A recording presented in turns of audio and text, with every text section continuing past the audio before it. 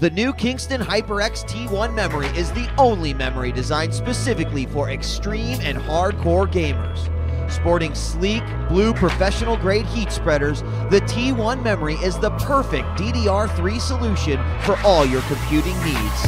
For more information, visit www.kingston.com/HyperX. Hi, this is EG.IdrA Fields of Team Evil Geniuses, and this is an EG Pro replay review brought to you by Kingston HyperX. We will be seeing a replay of me versus QXC from MLG DC. It's the second set of our series, pardon me, the third set of our series, and it's a ZVT on Blistering Sands. Here we have me as the blue Zerg in the top right, and QXC as the red Terran in the bottom left. This is a really interesting map for ZVT. He gives Zerg a relatively defensible expansion here. It's a pretty tight choke. The only thing you really have to worry about early is these destructible rocks that cover a backdoor expansion. There are occasional Terran builds that are focused on taking these down and attacking you before your lair tech really kicks in, while you're depending on spine crawlers down here to defend. As the game moves into the mid game, Zerg kind of takes a bit of an advantage because the rush distance is so long and there's this high ground here that it makes it very difficult for Terran to do any kind of a timing rush. Also, Terran has to deal with the backdoors themselves and the fact that if Terran tries to take a third base here, Zerg runs up and attacks this. And if Terran tries to defend down here, then they can never take their third base. So Terran's kind of stuck in limbo where they can't attack, but they also can't defend very well. However, if Terran does manage to deal with this and move into the very late game where they split the map, they can set up defensive positions along here and here, then it becomes very, very difficult for the Zerg, because it's easy for Terran to split the map and hold these key chokes, while Zerg is stuck on only 4 bases, and when Zerg eventually starves, and Terran can just kind of win the war of attrition. Here we see QXC going standard barracks timing, barracks before gas.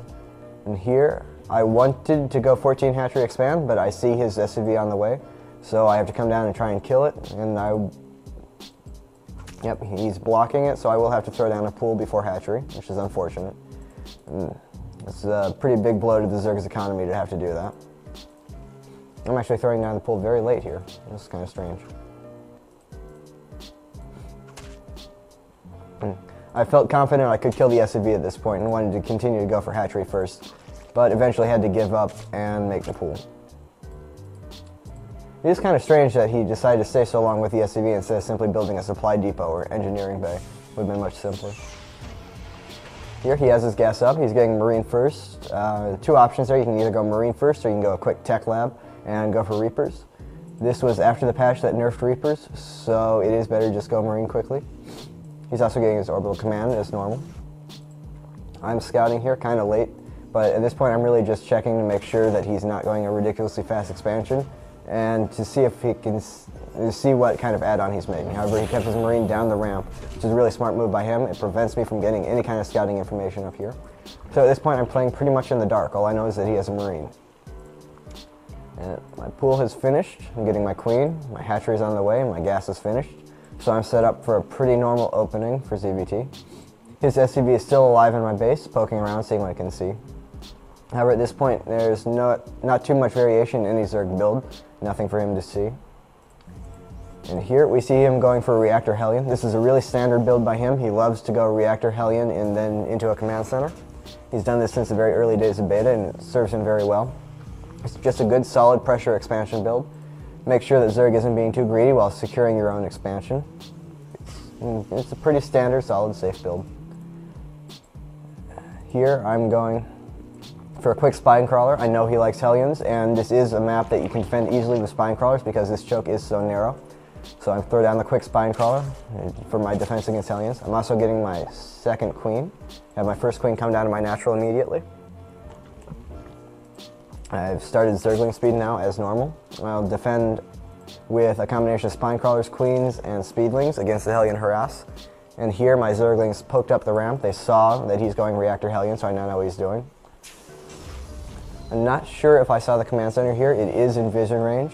It's kind of important for Terran players. You don't really want to build your command center there because if Zerg does poke up your ramp, they can't see it. And if you see that, it gives you so much more freedom to make drones. You know you're much safer than you do if you don't see that. Otherwise, you have to prepare for Banshees or a 2-fact, or a bionic all-in. But given that I saw the command center, I'm free to just drone up and be really greedy. That's something you want to avoid, is Terran, giving Zerg that kind of free information. And here I'm completely safe. The Hellions can't really do anything for now, because with that few Hellions, my Zerglings would block the ramp, and he wouldn't get up before he died. So there's not too much you can do. I'm taking my second and third gases now, and I'll take the fourth pretty quickly after. As my normal style, I'm headed for Mutalisks here, very gas intensive, so you have to get the gas very quickly. And at this point you see I'm missing some larva injects, but that's because I have to keep the queen here to prevent a Hellion run by. Having a queen here is actually really important because the difference between having to go like this and this and in is really big. It gets you an extra spine crawler hit, and it moves them much closer to their lings. It also forces them through the drone line. So this seems relatively minor, but it's actually very important to keep the queen here in this specific situation. And here, QXC has his expansion up, and this is actually kind of strange. This is a build that has some popularity, but has never been particularly effective. I personally think it's pretty bad. It's the fast expansion and then delayed uncloaked Banshee. And really, you can deal with this with queens. If you just want the scouting information, a Viking's a better choice. I don't fully understand the use of this build. I don't think it's very good. And here, my Spire is about a third done. It's on the way. I'm just droning up. I know he's expanded at this point. I know that I've defended his Hellion harass very well, like nothing has happened at all. So I'm in a good shape to just build up drones. There's not really any pressure on me at this point. I can do what Zerg wants to do, which is build up economy and get your lair tech out.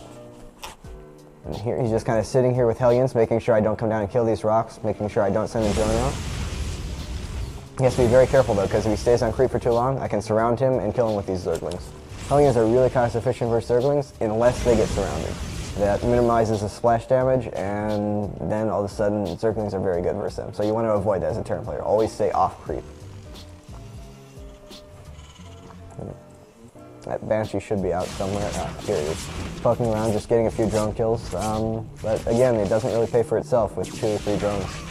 So it's kind of a strange choice. However, he will see my Spire here. And he has a Thor out already, plus a lot of Marines, so he's perfectly safe for the Muta to begin with. There's no way for me to attack him because the Thor scares him away with the range, and there's no way for me to actually engage because the Marine and Thor combination is too strong in a straight-up fight. So as such, he's pretty much nullified my harass. I just have to use the Mutas to gain map control if I can. Given that, I want to come down here and kill these rocks, prepared to take the third. This expansion is not blocked by the rocks. However, it is so exposed to a push through here that it's worth it to wait and take the gold after you kill the rocks here. It's almost never a good idea to take this expansion. It's just so easy for Terran to attack. And here, that was a mistake by me, leaving my Mutas clumped up to take a Thor shot. Took a lot of damage there that I really shouldn't have. You got to be very careful about that when you know Thor's out. And here, QXC is actually doing a very well-timed timing rush against my Mutaling build. This many units, it's a good unit composition. The Thors prevent me from picking at him with the Mutalisks, and the Marines give him the firepower needed to win a straight-up fight. Also, the Hellions almost completely nullify Zerglings at this stage. They deal so much damage to them that it's very hard for me to engage with Mutaling. However, instead of being aggressive and forcing the issue, he just kind of sits here, which is a bit of a mistake by him. Really, if you're being aggressive, you have to be aggressive. You can't move out an army and then give your opponent time to reinforce, because they're going to reinforce faster than you in this position in the map. His units have to travel all this way. Mine are right here. And as we see, he baited me into that attack. This was kind of a risky engagement by me, but as I use the magic box on the Mutalisks, I spread them all out so they're not taking very much splash damage. It does end up going in my favor, and I just barely cleared out. This was not a very good move by him. The initial rush was a good idea. It was a very powerful unit composition. It was well timed. However, he didn't keep sending reinforcements. He's just building them up here. And he didn't engage immediately. He just kind of sat here, which meant I just waited for another 2 rounds of units, and I was able to overwhelm him. If he had executed that better, it would have been very strong. But as is, he just kind of wasted units, and it leaves me in a very good position. I'm now free to take my third, and he is left without a very strong army.